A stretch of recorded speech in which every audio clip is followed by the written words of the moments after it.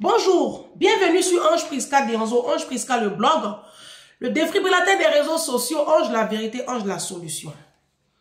Vous mettez un like, vous vous abonnez à la chaîne et vous n'oubliez pas d'activer la cloche de notification, d'accord? Pour ne pas rater les prochaines parutions. J'ai lancé la formation Renaissance et on aura la première session le samedi 16 mars, si tout se passe correctement. Donc, à toutes ces personnes-là qui se sont abonnés à cette formation, je reprends les commandes de ma vie. Restez connectés. Je vous enverrai ce samedi-là, je vous enverrai une vidéo de quelques minutes pour vous expliquer tout comment ça va se passer. Mais entre-temps, vous devez incessamment télécharger l'application Zoom. D'accord? Parce qu'on va travailler avec cette application. Bon. J'ai ma fille qui est arrivée j'ai une de mes petites filles qui est arrivée de l'Afrique. Elle est là depuis un petit moment maintenant. Et donc, je cherche une colocation pour elle en Île-de-France. D'accord? Pas très très loin de la couronne parisienne. Donc, je lui cherche, je cherche ça, hein, je cherche une colocation. Donc, s'il vous plaît, rentrez en contact avec moi. J'ai besoin d'une colocation pour ma fille. C'est ma fille, hein. Elle a 25 ans. D'accord? C'est ma fille.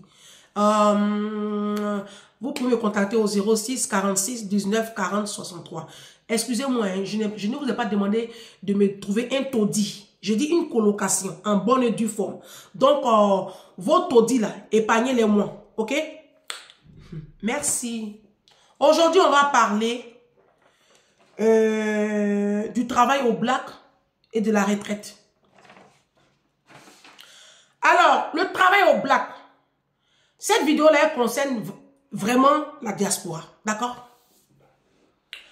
Et là, je ne parle pas des personnes qui n'ont pas leurs papiers, d'accord? Si tu n'as pas tes papiers, que tu travailles au black, on peut dire que c'est normal. Nous tous, on a fait ça. Voilà, on a fait ça parce que c'est le système. Tu n'as pas tes papiers, tu n'as pas le choix. Soit tu empruntes les trucs de quelqu'un à tes risques et périls, soit tu travailles au black. Tu te fais exploiter tant qu'à faire, mais tu n'as pas le choix parce que c'est le système qui le demande. Il faut bien que tu vives, il faut bien que tu payes ta colocation, il faut bien que tu manges, il faut bien que tu envoies de l'argent si tu as laissé des enfants en Afrique ou ta famille, il faut bien que tu t'occupes de toi-même. Donc, on est obligé de travailler avec ou sans papier, au black, quand tu n'as pas tes papiers. Mais là, il ne s'agit pas de ceux qui n'ont pas leurs papiers. Alors, pour ceux qui sont en Afrique, vous allez comprendre. En fait, ici, à la diaspora, surtout en France, les Africains, même quand ils ont leur papier, aiment beaucoup travailler au black. Pourquoi? Parce qu'ils veulent toujours jouir des allocations.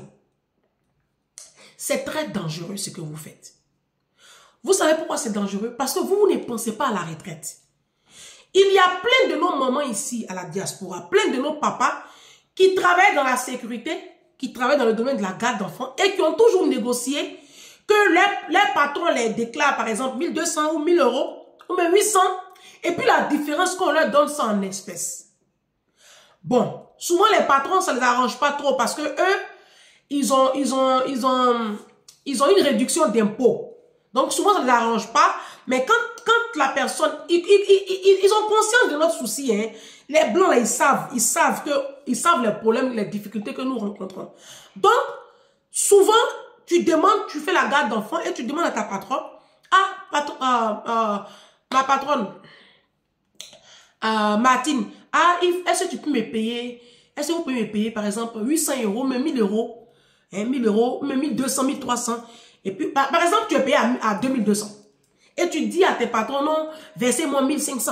Et puis le reste là, donnez-moi ça en espèces. Pourquoi? Parce que madame, en face, elle veut avoir l'APL qui est énorme, elle veut avoir la prime d'activité, elle veut avoir, il y a plein d'avantages qu'elle veut avoir de la CAF. Sauf que quand tu fais ça, tu ne cotises pas suffisamment pour ta retraite. Alors les hommes, c'est encore un autre level. Parce que les hommes, à la base, eux, ils ne gagnent pas déjà beaucoup. Souvent, ils font la sécurité, c'est 1400, mais ils ont des employeurs qui ne les déclarent pas beaucoup. Souvent, c'est toi-même qui demandes. Ah, mon patron, il faut faire comme ça, il faut déclarer comme ça. Et puis, parce que monsieur veut avoir des allocations. Est-ce que vous pensez à votre retraite? C'est dangereux de travailler au black. Nous, on a appris ça à la chambre des métiers. Quand moi, j'étais en formation à la chambre des métiers pendant 2 ans, il y a eu le Covid en 2020. Vous savez qu'il y a eu le Covid en 2020? Beaucoup d'entrepreneurs africains, surtout ceux qui travaillent dans le domaine de la restauration, ont dû fermer catégoriquement parce qu'ils n'ont pas eu de clients et ils n'ont pas eu d'aide. Parce que les aides étaient octroyées à ceux qui faisaient des déclarations en bonne et due forme. Donc, il y avait souvent un plafond de déclarations à avoir fait les dernières années ou les derniers mois. Et quand moi, j'étais à la formation à la chambre des métiers, j'étais avec un Congolais, on était 2 noirs. Bon, on était 3 noirs. Mais l'antillaise, elle se prenait pour une blanche. Donc, je dis, on était 2 noirs. Donc, il y avait Fred et moi. Et Fred, lui, il a ouvert son entreprise de chauffeur VTC. D'accord? Et lui, il déclarait, c'est un Congolais, mais il a un mindset, quoi. Lui, il déclarait tous ses revenus. Et quand il y a eu le Covid, il a eu une aide. On lui a donné, je crois, pratiquement 9 000 € d'aide pour pouvoir tenir. Et ses autres collègues qui ne déclaraient pas, eux, ils n'ont rien reçu. C'est là maintenant, ils ont commencé à pleurer. Fred lui a dit, ah, vous avez vu, non? Moi, je vous ai dit de déclarer, vous ne déclarez pas. C'est pareil pour moi. Moi, je fais de l'auto-entrepreneuriat dans la restauration. Donc, quand une cliente comme ça m'appelle, elle me dit, bah, tu me fais un devis, tu me fais un truc. Moi, je fais le devis, je lui envoie. Quand on me prend pour dire, ah, viens faire ma prestation, si c'est par exemple 1600, je déclare, il faut que je déclare. Quand je déclare comme ça, je paye 12,40% des 1600 à l'URSSAF. D'accord? Je paye plein d'impôts. Mais en faisant ça, je prépare aussi ma retraite. Parce que si je ne déclare pas, bah, ce sera tant pis pour moi. Quand j'aurai mes 63 ans ou mes 64 ans, à l'âge d'aller à la retraite, bah, j'aurai une retraite de 300 €. J'aurai une retraite de 400 €. C'est à mes risques et périls. D'accord? Voici le danger de travailler au black. Parce que vous, les noirs, vous ne voyez pas plus loin que le bout de votre nez. L'Africain n'aime pas se projeter. L'Africain, c'est l'immédiateté, c'est l'instant présent. C'est ça qui est notre problème. C'est ça qui est notre problème. Maintenant, la retraite. Une retraite, ça se prépare. Vous faites, généralement, les Africains font comme si la retraite les a surpris. Généralement, les Africains, c'est comme si la retraite nous a surpris. On vient ici à la diaspora. Je prends d'abord le cas de la diaspora, après j'arrive en Afrique. À la diaspora, tu arrives à la diaspora. Tu es venu en tant qu'immigré. Mais c'est vous qui savez où on vend Louis Vuitton. C'est vous qui savez où on vend Balenciaga, Gucci, Michael Kors. Toutes les marques là, c'est vous qui savez où on vend. Pourtant, tu n'es pas venu pour ça. Au lieu de préparer notre retraite, préparer, mettre de l'argent de côté, pour pouvoir prendre un prêt immobilier et puis quitter les logements sociaux. Donner aussi la chance à ceux qui arrivent de prendre le relais. Mais vous êtes dans le diaspora, ça fait 30 ans, 40 ans. Vous êtes encore dans HLM. C'est qu'il y a un problème déjà de base. Mais c'est même pas ça l'objet de la vidéo. C'est que quand vous arrivez ici à la diaspora, au lieu de mettre de l'argent de côté, préparez votre retraite. Au lieu d'investir dans l'éducation de vos enfants pour qu'ils deviennent demain des grands. Vous ne faites pas ça. Hein. Vous, c'est les funérailles. C'est les associations, c'est défiler en Afrique pour nos papas là, nos hommes là, porter les grosses paires de souliers, les grosses montres, les bijoux, les montres, les Balenciaga, les Mac, les sacs à main de Mac, Louis Vuitton, les Chanel. Et puis, à 63 ans, vous êtes là maintenant, des coquilles vides, vous êtes aigris, vous êtes frustrés et vous devenez des sorcières et des sorciers ici à la diaspora. Pourtant, vous êtes là depuis, nous, avant que nous on arrive là, on est venu vous trouver là. On est venu vous trouver là. On va vous dépasser pour vous laisser. Vous allez maintenant faire sorcellerie sur nos vies. Mais nous, on a choisi un mindset. Quand on vous parle là, vous ne pouvez pas écouter. Vous, nos parents là, vous connaissez tout. On ne peut pas vous parler. Et maintenant, demain, vous êtes surpris par la retraite. La retraite ne surprend personne. C'est dans le processus de l'homme. Un être humain, il sait qu'il doit aller à la retraite. Oui. Quand on travaille, tu sais que à 63 ans, tu n'auras plus la force de travailler. Et dans ce cas, tu arrêtes de travailler. C'est cet âge-là que toi, tu dois préparer depuis... Tu as 30 ans là. Tu as 25 ans. C'est l'âge de la retraite là que tu dois préparer. En quoi faisant? Déjà en réduisant le nombre de tes enfants, parce que les enfants, ça appauvrit. En quoi faisant? En réduisant le nombre de tes conquêtes, parce que les femmes aussi, ça appauvrit. Et toi, la femme, en réduisant les coûts de vos mariages, vos conneries de dot, de mariage, de bêtises, vous êtes dedans là. Et puis votre défilé en Afrique là, réduisez ça parce qu'il y a la retraite qui arrive. Faut pas que ça va vous surprendre. Faut pas que ça va vous surprendre. Quand on travaille là, même quand on cotise pour sa retraite, est-ce que nous ici là, on est arrivé quand? Moi je suis arrivé à 27 ans. Le temps d'avoir papier, c'est à 36 ans j'ai eu mes papiers. Hein. Vous avez entendu, hein? Moi c'est à 36 ans j'ai eu papier. Bon, depuis je travaille, donc déjà j'ai 42 ans. Donc si je ne travaille pas beaucoup, je n'aurai pas beaucoup de retraites. Moi-même la retraite là même, je ne compte pas dessus. Donc ce que moi je fais, c'est que si je suis intelligente, je vais commencer à mettre de l'argent un peu de côté, un peu de côté. Et puis, entreprendre aussi. Entreprendre, investir beaucoup dans mon enfant. Et puis, entreprendre. C'est pour ça que vous me voyez dans les mêmes vêtements. Sinon, je sais où on va à bio. Vos marques, vous portez là. Val d'Europe, là, je sais où ça y est. Je sais où est Printemps. Je sais où est la Galerie Lafayette. Je sais. Mais si je m'amuse à faire comme vous là, 40 ans après, je serai encore dans H&M. Je serai encore dans H&M. Parce que je n'aurai pas de l'argent de côté pour aller acheter ma maison cash. Donc, je serai encore dans H&M. Comme vous. Nos parents, ça fait 40 ans que vous êtes en France. Vous êtes dans H&M.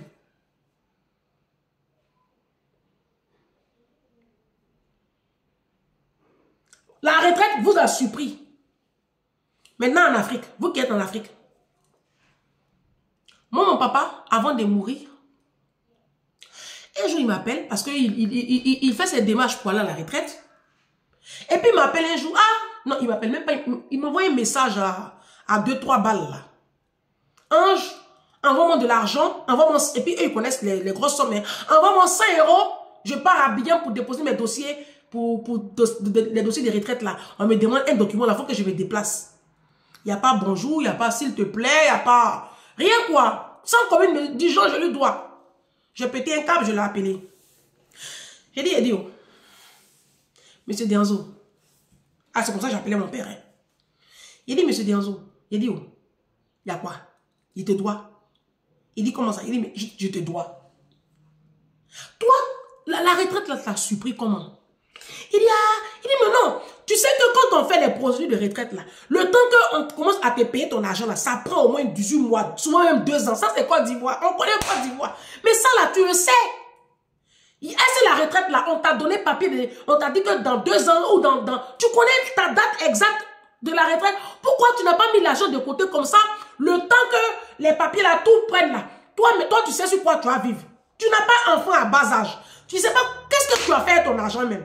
Depuis moi, j'ai 10 ans là. Tu nous as abandonnés chez notre maman. Et puis, tu as commencé à vivre comme un chien. Maintenant, c'est dans quel coup? Toi, tu es... Ça, c'est mon papa. Je lui ai parlé comme... Est-ce que vous me connaissez? Je lui ai parlé comme ça à mon père. Si. Il dit, mais la vieille, pourquoi tu me parles comme ça? Ah, toi, tu connais la famille, oh. Tu connais la famille. Hein? Il y a trop de funérailles. Tous les week-ends, quelqu'un est mort. C'est moi qui gère tous les funérailles. Il dit, c'est toi qui gères tous les funérailles. On t'a envoyé sur ce département-là. Mais c'est à quoi de ça ta vie restant à la funéraille là? Pourquoi tu es étonné? Pourquoi tu es étonné? Oui, comme tu aimes funérailles. Et comme toi, tes parents t'ont mis au monde pour que toi, tu enterres tout le village. C'est pour ça que ta vie là, ça ressemble à la funéraille. Il dit, mais faut pas me parler comme ça. Il dit, je te parle comme ça. Et tu sais pourquoi je te parle comme ça? Je te parle comme ça parce que tu n'as rien fait pour moi. Hein. Tu n'as rien fait pour moi. Tu as compris? C'est parce que moi-même, j'ai donné ma vie à Jésus. Sinon, à la base même là, tu n'as rien fait pour moi, je te dois absolument rien. Donc, quand tu me demandes l'argent là, il faut faire doucement. Faut pas faire comme si je te dois. Faut dire, s'il te plaît, mon bébé d'amour, trésor. Un trésor là, petit quelqu'un de son papa. C'est comment, ma fille? Ah, pardon, faut me dépanner un peu, un petit 100 €. Il allait faire les papiers et puis, hein. Tu me parles comme ça glace mon cœur. Mais tu m'envoies un message expéditif. Ange, bonjour Ange. Bonjour Ange. Hein? Vous m'envoyez 100 €. Il a fait papier de la retraite. Il n'y a pas s'il te plaît. Non mais tu te crois où toi? Je te dois. C'est toi qui m'as emmené en France. C'est toi qui m'as emmené en France. Tu sais comment maman a fait pour me faire venir ici? Tu connais la route que j'ai prise? Il était là tout confus. Ça annonce l'objet de la seconde vidéo. Vous les papas qui négligez vos enfants là, c'est la vidéo qui est suivante. Donc ne bougez pas. Je suis à mon poste, je ne bouge pas. Vidéo numéro 1. Pourquoi la retraite vous surprend? Vous nos papas là. Pourquoi la retraite là, ça vous surprend? Vous nos mamans là. Pourquoi la retraite vous surprend? Vous passez tout votre temps à entretenir vos gigolos de mari. C'est vous à 55 ans là. C'est toi qui vas aller faire mariage en Afrique. À 55 ans, tu vas aller payer ta dot. Tu vas aller prendre un truand là-bas, le ramener ici parce que madame a envie de jouir. Depuis toi, tu as 17 ans là. Tu n'es pas fatigué de jouir. Vous n'êtes pas fatigué de gémir. Vous, non, maman là. Vous êtes là toujours en train de faire des grosses sauces pour les truands de Paris là. Vous êtes tout le temps en train de vous entretenir les hommes là. Tout ça là pour vous coucher. Ils vont coucher avec vous. À 63 ans maintenant, c'est l'âge de la retraite.